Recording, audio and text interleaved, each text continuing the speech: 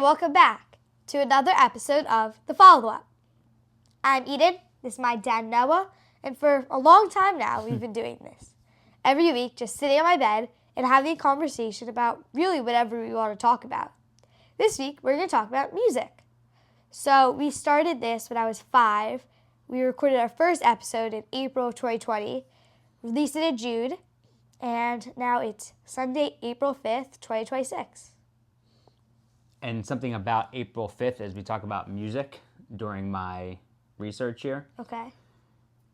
I was looking up when Kurt Cobain died. Kurt Cobain was the lead singer of Nirvana, which was the biggest, I would say, grunge band in the country.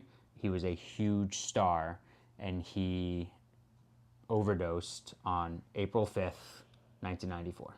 So we're going to talk about music that you're listening to now, music that we listened to as kids at your age. So 1993, a little bit in 93, a little bit in 94.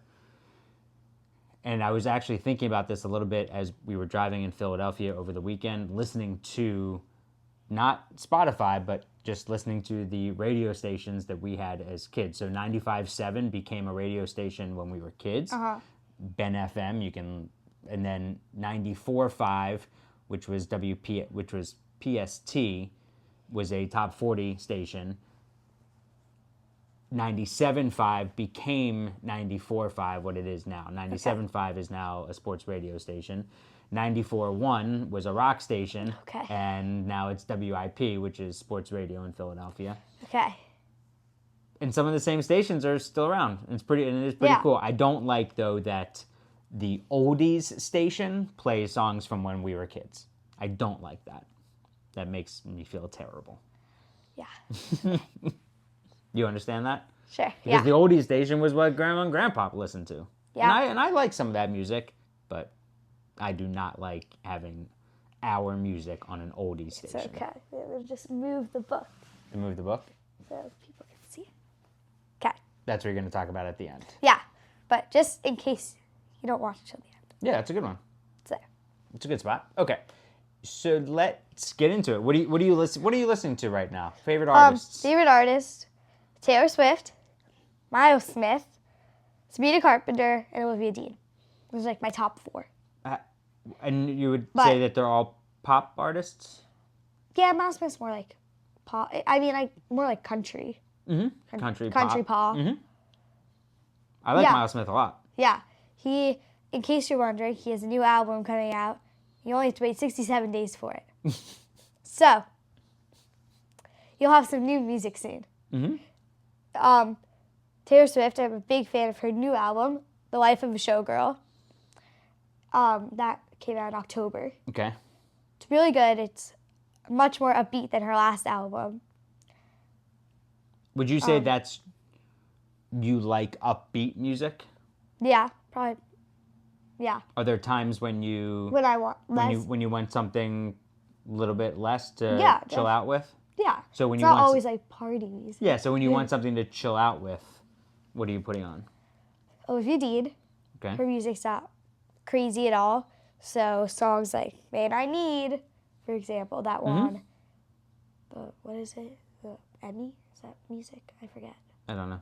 Whatever. That won the award for her for Best New Artist. Grammy is music. Grammy's music, yeah. Emmy is TV. Or Miles Smith. It's like so upbeat, but it's a little chiller. Great songs. Great songs. I would say great, good party songs, but not necessarily. They're good songs to sing along to. Yeah. I would say not necessarily dance to like Sabrina Carpenter, Taylor Swift, but you could dance to them. But they're great party songs. Everyone's gonna sing along. Yeah. Or like short, not when I'm chilling, but short and sweet. Sometimes I listen to.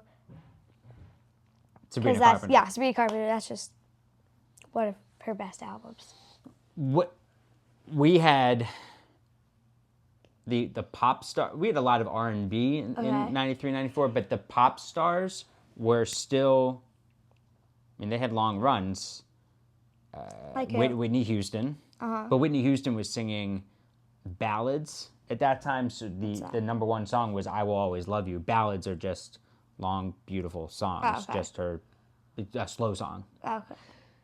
So "I Will Always Love You" from The Bodyguard, I looked it up, was the top song of 1993. Whole year. Whole year. Was at the end of the year was the number one song in 1993. But Janet Jackson was still huge. Madonna was still big. Yeah. Mariah Carey was really big. Were you listening to all those people, or were you listening to different people? I would listen to them. They were on the radio all the time, so that was our option. Was on the radio. Yeah. I didn't get my first. I had tapes, but I didn't get my first CD until 1994. Okay. Which was What the was single of "Regulate," which was the rap song "Regulate" by Warren G. But a lot of those songs we would hear, so 6th, 7th grade was bar and bat mitzvah, so we would hear all those slow songs on the weekends, and that's what we would dance to, and we liked those songs, and Boys to Men was huge. And then I would say, like 94, when I went to camp for the first time, is where I got introduced to a lot of different music. I hadn't really heard, Dave Matthews came out with their first CD in 1994, Under the Table and Dreaming. Did you Loved have it. that? No, I didn't. But you liked loved it. Yeah, it was great. Blues Traveler, Okay. 4 came out. And I wasn't really, I was always listening to sports radio. Okay. So I wasn't into music. Yeah. I liked listening to music, but when I got in the car, I put on Sports radio. Mm-hmm. When do you find yourself, and there's some other things. Actually, one real quick, the sports music thing overlap was Whoop, There It Is. In 1993 was a massive song, and the Philadelphia Phillies took on that song as their anthem, and the Phillies went to the World Series that year in 1993 when I was in 6th grade. Yeah. And that was their thing. That was on all the time. When do you find yourself listening to music? Sometimes when I just have nothing else to do. I listen to music on a thing called a campfire player, which will bring me to my next point, which is I listen to it a lot at camp, and that is what I have for camp. It's like a miniature phone, we'll say, but it just has music on it, like nothing else, and it's made for camp. So you can have, it's almost like it's almost like an iPod. Basically, yeah. That is, or an MP3 player that just has music on. So you can connect to the internet on that to download music. You can connect to your Spotify on that? Yeah, like whatever music that you have, you just download the app. And like the only apps you can download or sign into are the music apps. So there's like Apple Music. Got it. And I can still see the apps, but I can't listen So to Apple anything. Music, Pandora, iHeart. Yeah, something else. Okay. Cool. Yeah. So and that's where, and so you can just listen to it on that, and that I think is a great thing to be able to have, where you have something where it's just music and you're not distracted by something else. It's not like it's on your phone. Well, you don't have a phone, but it's not like it's on a phone where you're listening to music and then also doing something else. It's just there for music. I like that. I like that a lot. Okay, so you'll listen to music and just lay in bed, look at the ceiling, you'll sing along, you'll sit in a chair. No, I'm not like singing out loud while I'm listening to it. But because there are other people around. Who? Me? Like you Mom? or I don't know. I just don't do it's weird when you have headphones in and you're like singing out loud because people can't hear the music and they can only hear you. I understand. So I'll just sit there and listen to it. And kind of zone out usually. Yeah, are you in a certain mood when you put on music? Do you ever put on music, hey, I want to feel happier, I want to feel better, I'm going to put on music, or I just really just want to chill out? Usually when I listen to music, I'm just because I want to chill and I just want to do something, and maybe something new has come out, or just because I want to listen to my favorite songs. Okay. When was the last time you put on a song that you'd never heard before, or on Spotify it just a new song popped up and you'd never heard it before and you thought, oh, that's good, let me listen to more? not like listen to more, but when we were in the car recently, we were just listening to 100 greatest hits of the streaming era, and I hadn't heard a bunch of the songs on there. So it was nice to listen to some new songs. We would get introduced to new songs, of course, on the radio, Yeah. but through friends. Uh-huh. And I remember it was, in 6th grade when I found out about the song, I think it was at day camp, I found out about the song Faithful and King of Wishful Thinking by this band called Go West. And on the tape, it was Faithful on one side, King of Wishful Thinking on the other. And those were great songs. But then we would you would just hear songs on the radio. Right. But also, we would put on MTV and see music videos, and you'd find out about new things that way. Yeah. But then later, in 1998, so about 10th grade, was when TRL, Total Request Live, came out on MTV, and it was the top 10 most requested songs of the day. Okay. And that was supposed to be a fan poll, but I listened to a podcast recently. Pablo Torre finds out, and in fact, it was all rigged, and the record companies were paying for those.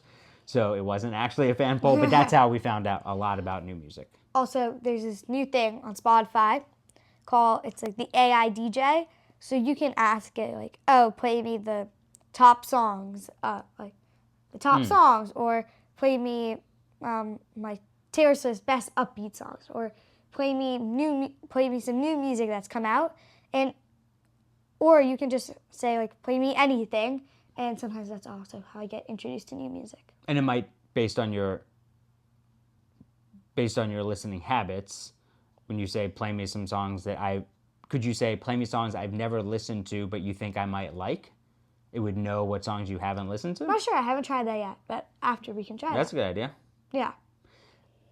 I had 2 more things for you. Okay. 2 of the biggest songs from 93 and 94 were Disney songs. Okay. From Disney movies. Like which movies? A Whole New World from Aladdin. Okay. And then Can You Feel the Love Tonight from Lion King. Okay. So from Lion King, it was all Elton John. Oh, Elton John did the whole He did? soundtrack. Okay. All those songs are great songs from Elton John. I mean, yeah, there are definitely still songs in movies, but some of those movies, like Aladdin, like I haven't watched those in a while, but like I'm not watching some of those movies anymore. Sure. So like I don't find out about some of those. But yeah, there's definitely still good music in new movies. A few other things I just wrote down, Eden, were songs that stood out. I remember Two Princes, which was nearly a one-hit wonder. Mr. Wendell, which was a really good rap song from Arrested Development. Runaway Train, which I did not know at the time was about depression. And this is also one of those things that you don't know what songs are all about when you're just listening to them. You're just singing along. I'd Do Anything for Love by Meatloaf, which that song was on all the time. Snoop and Dr. Dre were big. Okay. And at the time, we used to say, when anyone asked, like, oh, what do you like to listen to? The very popular thing to say was, oh, anything but country. Because country then was, and I didn't really like heavy metal at all, actually. Country then was just very country. Just twang, country. Okay. Now it's very now different. It's pop. Yeah. Now it's country. When country started crossing over, with the first one that I remember was Tim McGraw, Faith Hill crossing over, and now it's very mainstream. But country was and like not. Now you really like country. Sure, you hear country songs on pop radio. Yeah. Back then in the 90s, you never would have ever. Yeah. Anything else on your mind with music? Anything you wrote down? Just different songs? Yeah, I think we covered it. I remember for my bar mitzvah, by the way, I got a stereo in my room. Oh, yeah? So I used to listen to everything on my clock radio. Uh-huh. And then I got a stereo in my room that had a 5 CD changer, so I could put 5 CDs in, and then it would just automatically switch. Cool. And then it also had the dual... So it was like a playlist, kind of. Yeah. It had the dual cassette players, 2 cassette players. And if you were listening to a song, that's where you could copy a tape onto a blank tape. So you could make your own mixtape. Oh, nice. And if there was a song on the radio that you liked, then you could pop in a blank tape and hit record, and then you would have that song, like, quote unquote, downloaded. Yeah. Before that, if there was a song on the clock radio, I would have to take my tape recorder and hit record, the tape recorder I used to use to do play-by-play for basketball as a little kid, and then hold it up to the clock radio and then get the song through the speaker. Well, it was very different then. That's a lot of work. No, a lot of work. Yeah. But that's how you'd have the song. Yeah. So did you just have like a bunch, you used to do that with like a bunch of songs and you would... Yeah, then you'd have a mixtape. Yeah. And then you could start to do it with CDs, which was also cool. Yeah, that's cool. And then we usually would, boyfriends and girlfriends, you'd make them for each other and you'd have songs. It was like a... Yeah, that's like... And everyone made a mixtape at some point. Yeah. So now I guess you guys would just make a playlist and then share it. Share it. But this you had to write the songs on there. Sometimes you'd make artwork on the cover of the CD. Yeah, wow. Think about it. Yeah. What hardship. Okay. Book? Yeah. Okay. The Rival by Emma Lord. Speaking of relationships. Yeah. Okay. So it's about a girl, Sadie, and this boy. Where's he? Here? Yeah. His name is Seb. They used to go to, they've been neighbors, elementary through high school, but they've always been academic rivals. Now, Sadie got into this college, Maple Ride. It's really hard to get into, and only one person from their high school ever gets in. She gets in, Seb gets waitlisted. On her first day of college, who shows up? He did. He's off the wait list. So it's about her navigating college life, him being there. Do they become friends? Do they end up, as it says, crushing on the competition? And are they competing with each other, or is it much more than that? Good book? Yeah, it is good. I would say, 11 and up, but it depends. There's a lot of, cursing in the book, so. Give me an example. What do you mean? Give you an example. Turn to a page. Okay. It's not, on every page. Oh. I can't, yeah. Okay. Okay. So some inappropriate language. Yeah. So maybe clear it with a parent first? Sure. Okay. All right. Yeah. Good idea. Who wrote it? Emma Lord. Emma Lord. Do you read any of her other books? No. I feel like this came out last year. Oh yeah, she does have a lot of other books. What are they? And have you heard of any of them? No. Tweet Cute, When You Get the Chance, You Have a Match, Begin Again, The Getaway List. Okay. So you'll start to read more of those. Yeah. Cool. Really good book. More young adult relationship books these days. All right. Okay. Love you. Love you.